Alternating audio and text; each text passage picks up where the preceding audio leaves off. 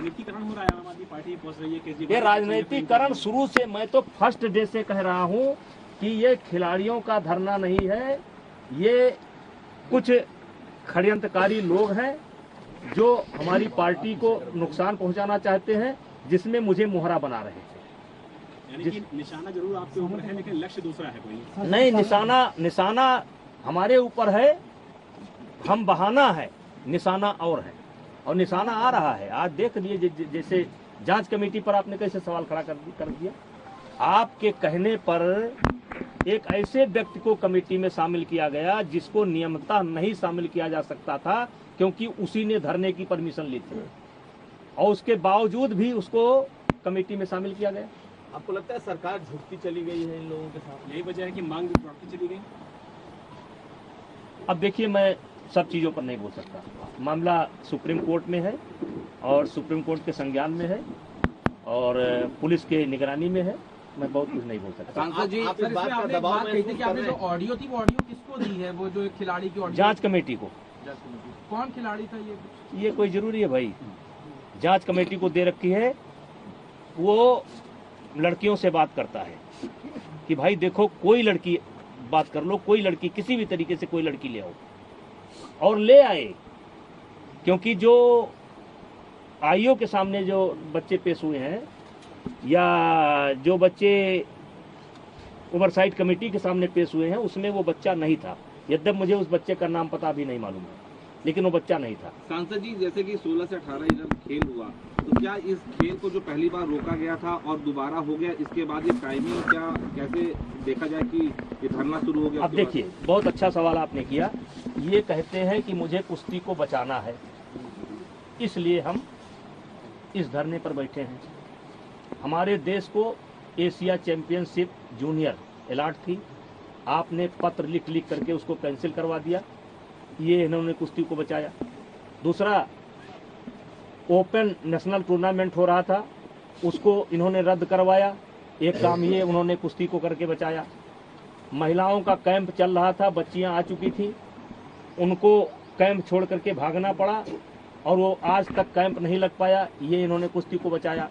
और जब oversight committee बनी थी तो उसमें 3 सप्ताह का समय दिया गया था, 3 सप्ताह के बजाय मैंने 3 महीने तक वेट किया, और जब ओवरसाइट कमेटी समाप्त हो गई, उसने अपना कार्यकाल समाप्त किया, क्योंकि हमारी फेडरेशन को भंग नहीं किया गया था, हमारी फेडरेशन को भंग नहीं किया गया था।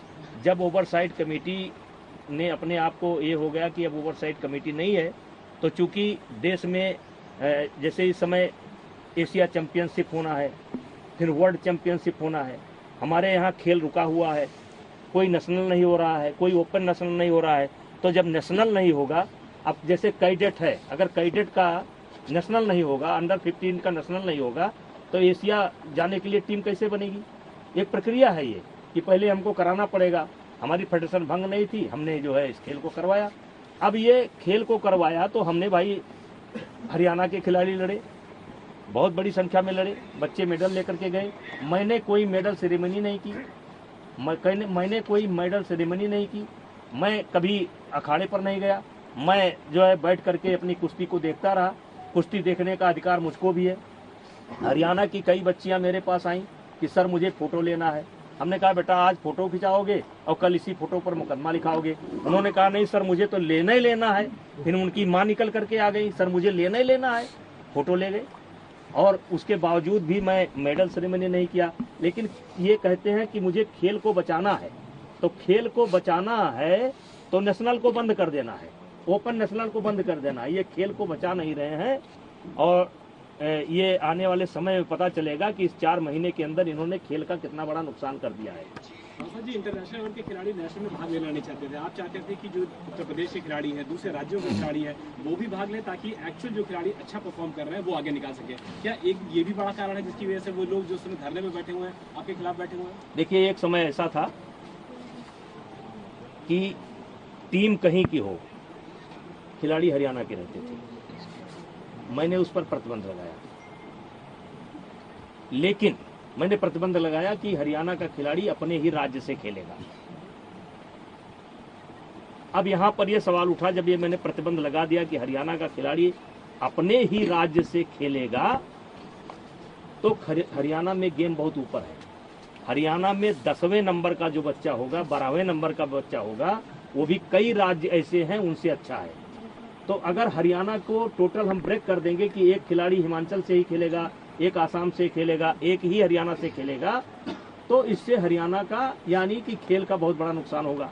उसकी मैंने एक व्यवस्था दी, उसकी व्यवस्था दी कि एक नेशनल होगा जिसमें अपने अपने राज्य से एक खिलाड़ी खेलेगा, जो अपने राज्य का गोल्ड जिसके पास होगा एक खेलेगा, लेकिन खेल का नुकसान ना हो, इसलिए मैंने एक ओपन नेशनल की व्यवस्था की कि नेशनल होने के साथ ही हम एक ओपन नेशनल कराएंगे जिसमें कहीं किसी भी प्रांत का कोई खिलाड़ी भाग ले सकता है। और उस पर मैं आपको जानकारी देना चाहता हूं कि अब तक जितने भी ओपन नेशनल हमने कराए हैं उसमें 61% से लेकर के 63% मेडल केवल हरियाणा को गए। ये इसलिए किया गया कि जिससे खेल का नुकसान ना हो। अगर हम एक ही खिलाड़ी खिलाएंगे और हरियाणा का खिलाड़ी, अब हरियाणा का खिलाड़ी भी जब अन्य राज्यों से खेलता था तो पैसा देकर के खेलता था, चोरी से खेलता था, गलत सर्टिफिकेट बना करके खेलता था, रहता था हरियाणा का, कहता था मैं झारखंड का हूँ, मैं उत्तराखंड का हूँ। वो सब व्यवस्था मैंने समाप्त किया और खेल का नुकसान ना हो इसलिए मैंने एक ओपन नेशनल जिसमें कोई भी लड़ सकता है उसकी व्यवस्था दी।